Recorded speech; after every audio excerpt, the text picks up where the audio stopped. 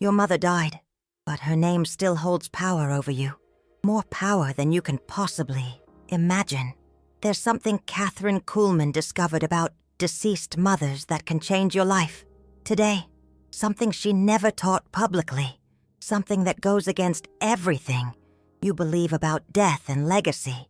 And when you understand this, when you know what to do with your mother's name, everything that's holding you back will begin to fall apart. But first, let me ask you something. Have you noticed that you repeat the same mistakes as your family? The same financial patterns? The same destructive choices? The same emotional prisons? As if something invisible is controlling your steps? As if you aren't fully free to choose? Because it's no coincidence, and it's not your fault. There's a force that passes down through generations. A legacy no one told you about. A legacy that might be sabotaging every decision you make. But today, that changes. Because what I'm about to reveal has the power to break chains that have bound your family for decades. Kathryn Kuhlman knew this. She discovered the best-kept secret about family lineages, and she used that knowledge to free thousands of people from invisible prisons. The secret lies in the bread. In the bread and your mother's name. You'll understand. But first, let me tell you something that will send chills down your spine. It was 1963, Pittsburgh.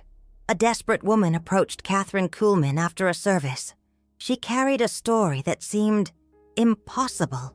For 3 generations, all the women in her family died young, always before 45, always in inexplicable ways. Her grandmother, her mother, and now she felt she was next. Kathryn listened in silence. Then she whispered something in her ear. Something about bread. Something about writing a name. 7 days later, the woman called, weeping. The pattern had broken. But how? How could something so simple have so much power? The answer is hidden in something you already know, but never fully understood. Your mother wasn't just the person who gave you life. She was the portal through which you came into this world. And portals work both ways. When your mother passed, she left more than memories. She left a connection, an energetic bridge, an invisible thread that links you to the spiritual world. And that thread can carry both blessings and curses. Think about it. How many times have you said, "I'm becoming just like my mother"? It's not a metaphor. It's spiritual reality. You inherited more than physical traits and mannerisms. You inherited energetic patterns, beliefs about money, beliefs about relationships, beliefs about what you deserve. And if those patterns are destructive, if those beliefs are limiting, they will manifest in your life as if they were your own choices. But they're not. They're echoes. Echoes of a voice that is no longer yours. Echoes of a life that is over. And that's why you feel trapped. That's why certain areas of your life seem immune to your efforts. Because you're not just fighting against your own limitations. You're fighting against ghosts. Ghosts that live in your blood. But Kathryn Kuhlman discovered something revolutionary. She discovered that these same ghosts, these same connections, can become your greatest sources of power. Because your mother wasn't just a person. She was a bridge between you and all the women who came before her.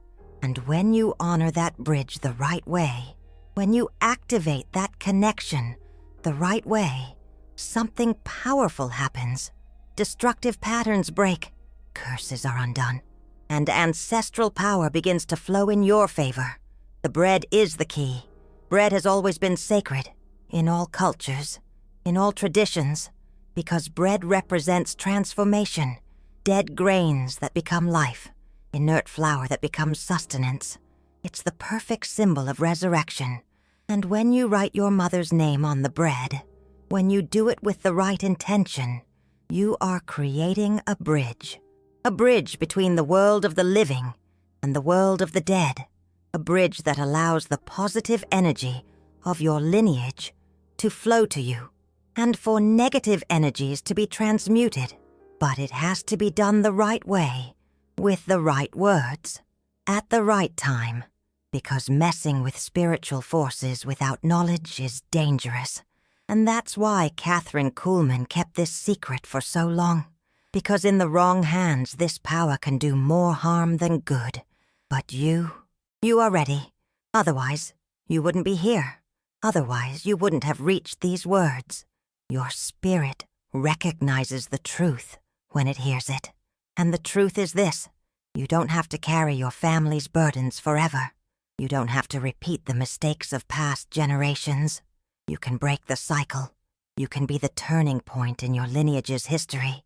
But for that, you need to understand something fundamental about names. Names aren't just words. Names are frequencies. Names are vibrations. Names carry power. When God created the world, He used words. When Jesus healed, He spoke names. When Moses freed the people from Egypt, He invoked the name of God. Because names are portals of power.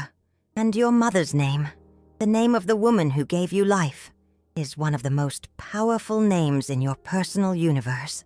When you write that name on the bread, when you put it on something that will nourish your body, you are creating a communion with all the feminine strength of your lineage. You are saying, I honor where I came from. I receive the blessings of my ancestors, and I break all the curses that do not serve me.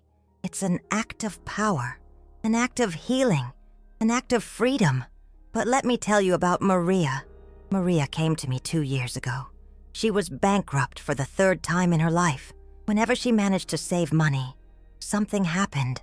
An emergency, an illness, an unforeseen event, as if the universe was conspiring against her prosperity. When we talked, we discovered something interesting. Her mother had died young, leaving the family in poverty, and her grandmother too, and her great-grandmother. It was a pattern of 3 generations of women who couldn't prosper. Maria carried this legacy without knowing it. Every time she started to succeed, something inside her sabotaged it, because on an unconscious level, she believed that women in her family didn't have the right to abundance. That's when I taught her Kathryn Kuhlman's ritual. For 7 days, Maria wrote her mother's name on a piece of bread. Every day, at sunrise, she ate that bread while reciting Psalm 23. On the 7th day, something changed. She called me crying, not out of sadness, out of relief.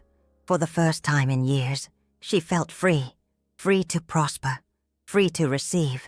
Your mother is gone, but her name still holds power over you, more power than you can imagine. There's something Kathryn Kuhlman discovered about deceased mothers that can change your life today, something she never taught publicly, something that contradicts everything you believe about death and legacy. And when you understand this, when you know what to do with your mother's name, everything holding you back will begin to unravel. But first, tell me something.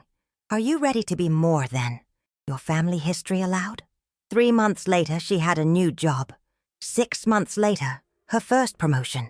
A year later, she launched her own business. The pattern was broken. But how? What happened in those 7 days? The answer lies in the power of conscious communion. When you eat something consciously, when you ingest something with spiritual intention, you are incorporating that intention at a cellular level. You are telling your body, your mind, your spirit, I choose this new reality. I embody this new pattern. And when that something carries the name of the person who gave you life, when it carries the energetic essence of your origin, the power multiplies. Because you're not just changing yourself, you are healing your entire lineage. You are sending healing backward, through generations, and bringing blessings forward to your children and grandchildren. It's an act of love for yourself, for your ancestors, for your descendants. And it works because it taps into spiritual laws that are older than any religion. Bread as a symbol of life, the name as a portal of power, communion as an act of healing. Kathryn Kuhlman understood this. She knew that miracles don't happen in a vacuum. They happen when you align your intention with universal spiritual laws. And she knew that the relationship with our mother is the most primordial of all human relationships. It is through our mother that we arrive here. It is through her that we learn our first patterns about love, about security, about what we can expect from life. When that connection is wounded, when it's burdened with pain, resentment, or destructive patterns, our entire life reflects it. But when that connection is healed, when it's honored and transmuted, our entire life transforms. And it doesn't matter if your mother was a saint or a difficult person. It doesn't matter if you had a close or distant relationship. What matters is the energy of creation, the energy of origin. Every mother, even the most imperfect, is a channel through which the creative force of the universe manifested to bring you here. And when you honor that, when you recognize that, you are connecting with something much bigger than your personal story. You are connecting with the universal creative force, with the energy that creates worlds, with the energy that moves stars, with the energy that makes miracles happen. And that energy wants to flow through you. It always has. But perhaps it was blocked by resentment, blocked by patterns you didn't even know you were carrying. The bread ritual unlocks that energy. It's simple, but it's not easy. Simple because it's only 7 days, 7 pieces of bread, 7 sunrises. But it's not easy because it requires courage. Courage to confront your lineage. Courage to forgive. Courage to choose a future different from the past. Because when you begin this ritual, things will happen. Memories will surface. Emotions will emerge. Insights will be revealed. You will understand things about your family that you never noticed. You will see patterns that have always been there, but were invisible. And this can be intense, but it's necessary, because healing always requires that we look at what we preferred to keep hidden. Healing always requires that we feel what we preferred to keep buried. But on the other side of that intensity, on the other side of that courage, is your freedom to be who you truly are, not who your family, conditioned you to be, your freedom to create the life your spirit desires, not the life your inherited patterns allow, your freedom to prosper, to love, to be happy, without guilt, without unconscious sabotage, without the weight of generations carried on your shoulders. And when that happens, when you feel that freedom for the first time, you will understand why Kathryn Kuhlman guarded this secret so carefully. Because it's not just about you. It's about breaking chains that have imprisoned your family for decades. It's about being the turning point, the healed ancestor that future generations will thank. It's about transforming pain into power, wounds into wisdom, limitations into freedom. But before I teach you exactly how to do the ritual, before I give you the exact words you need to speak, let me tell you about the specific power of Psalm 23. Pause for a moment. Breathe deeply, because what you are about to discover will change everything you thought about prayers and ancestors. Psalm 23 is not just a beautiful prayer, it's a spiritual technology. Kathryn Kuhlman discovered that when you recite Psalm 23 while consuming the bread with your mother's name, something extraordinary happens on the spiritual plane. You create a frequency of protection while simultaneously opening a channel of healing. The Lord is my shepherd, I shall not want. These words are not poetry. They are decrees. Decrees that rewrite your reality at the deepest level. When you say, I shall not want, while honoring your maternal lineage, you are breaking covenants of scarcity that may have governed your family for generations. Yea, though I walk through the valley of the shadow of death, I will fear no evil. You are declaring that you are not afraid of the ghosts of the past, not afraid of the shadows your family carried. Thou preparest a table before me, in the presence of mine enemies. You are commanding abundance to manifest, even in the presence of the forces that try to keep you limited. And when you speak these words while eating the bread, while literally incorporating your mother's name, you are sealing a new covenant. A covenant of freedom, a covenant of prosperity, a covenant of generational healing. But it has to be done exactly the way I'm going to teach you, because details matter. When you're dealing with ancestral forces, listen carefully. Day 1, the preparation. You will need simple bread, not sweet bread, not bread with special ingredients. Simple bread, like the bread that Jesus broke. On the eve of the first day, before going to sleep, you will write your mother's full name on a piece of paper. Use a blue pen. Blue is the color of healing and spiritual protection. Place that paper under your pillow, sleep on her name, and observe your dreams. Because on this first night, your mother may try to communicate with you. Don't be afraid if this happens. It's part of the process. Day 1, the awakening. Wake up before sunrise. This is crucial. You need to perform the ritual at the exact moment when the light touches the earth. Because dawn is when the veil between worlds is thinnest. It's when the dead can most easily bless the living. Take a piece of bread, about the size of your palm. Your mother is gone, but her name still holds power over you. More power than you can imagine. There's something Kathryn Kuhlman discovered about deceased mothers that can change your life today. Something she never taught publicly. Something that contradicts everything you believe about death and legacy. And when you understand this, when you know what to do with your mother's name, everything holding you back will begin to unravel. But first, tell me something. Take a loaf of bread, and with a knife, carve your mother's name into its surface. It doesn't need to be perfect. The intention is more important than the form. Hold the bread in your hands. Feel its texture, its temperature, its weight. And begin to recite Psalm 23. Slowly, with each word, visualize your mother young, radiant, free from any pain she carried in life. When you finish the psalm, eat the bread, chew slowly, savor each bite, and as you swallow, say mentally, I honor my origin. I receive the blessings of my lineage. I release my family from all patterns that no longer serve us. On the first day, you may feel intense emotions. Tears may come. Memories may surface. Allow it. Don't resist. It's the healing beginning.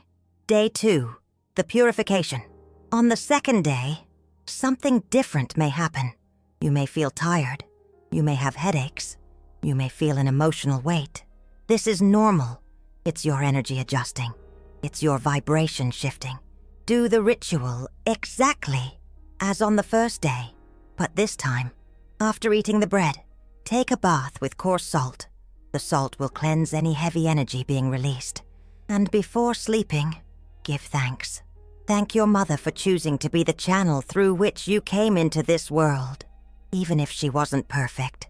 Especially if she wasn't perfect, because imperfections are also part of the human experience, and your mother did the best she could with what she had.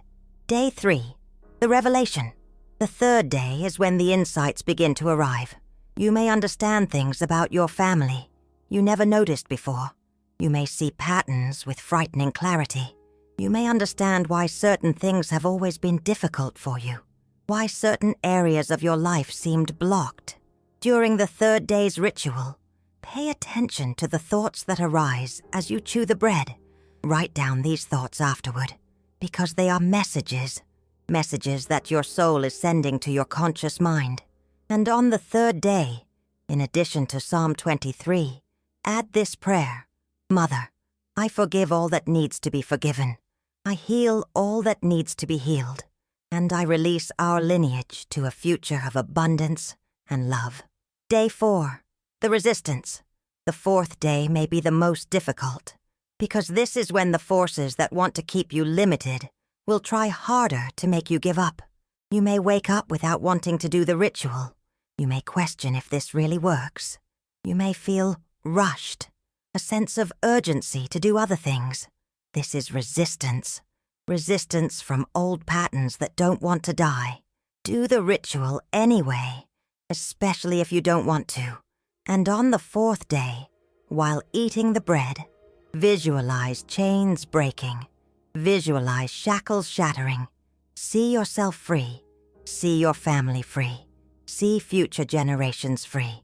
Day 5, the transformation. On the 5th day, something changes. You may wake up lighter. You may feel different, as if something heavy has been lifted from your shoulders. During the ritual, you may feel your mother's presence stronger. You may feel love. You may feel approval. You may even hear words. Words of encouragement. Words of forgiveness. Words of blessing. Don't question. Just receive. And on the 5th day, after eating the bread, place your hands over your heart and say, I am free. My family is free. Our future generations are free. What was a curse is now a blessing. Day 6, the integration. The 6th day is about integrating everything that happened in the previous days. You may feel stronger, more confident, more connected with your own power. During the ritual, instead of just visualizing your mother, visualize the entire lineage of women who came before her. Your grandmother, your great-grandmother, your great-great-grandmother.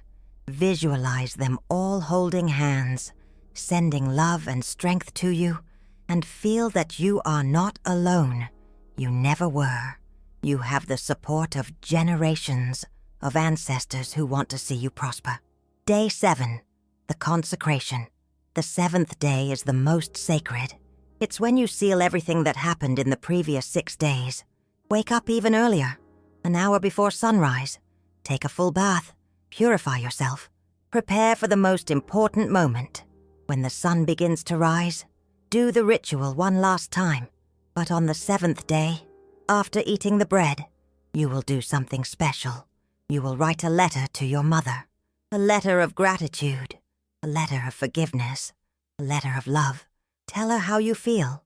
Tell her about the changes you are experiencing. Tell her about the future you are creating, and end the letter with these words.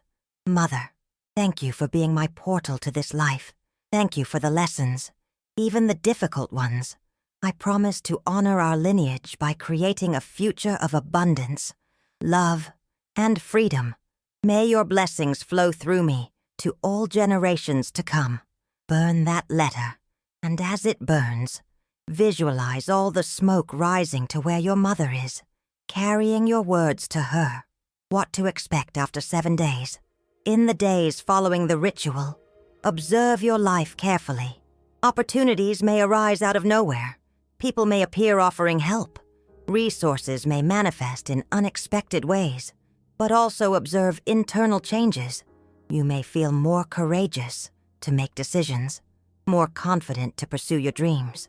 You may realize that old fears have simply disappeared, that limitations you always carried no longer make sense, because when you heal your relationship with your origin, when you honor where you came from, you unleash a power that has always been within you, the power to choose your own destiny, the power to write a new story for your family, the power to be the healed ancestor that future generations will celebrate. But remember, this ritual is not instant magic. It's a process of deep healing. Some results you may see immediately. Others may take weeks or months to fully manifest. The important thing is to trust the process. Trust that when you plant seeds of healing in the spiritual soil, they always bear fruit. And trust that your mother, wherever she is, wants to see you free, prosperous, and happy, because there is no greater love than a mother's love, and that love does not die with the body. It transforms, it expands, it becomes a force that can move mountains in your life. The bread ritual is just a way to activate that love, to transform that love into practical power, to allow your mother to continue blessing you even after death. And when you understand this, when you feel this, you will realize that you were never truly orphaned. You always had a mother protecting you, guiding you, loving you. You just needed to learn how to connect with her in the right way. Now you know. Use this knowledge wisely. Use it with love. Use it with gratitude. And let it transform not just your life, but the lives of everyone who comes after you. Because when you break ancestral chains, you don't just free yourself, you liberate your entire lineage, reaching back, healing the past, reaching forward, blessing the future. And at the center of it all, at the heart of this transformation, is you, honoring your mother, you, healing your family, you, choosing freedom. The bread that breaks generational curses isn't just nourishment for the body. It's sacred communion between the living and the dead. It's a bridge of healing between what was and what can be. It's your mother's name, transforming pain into power, forever.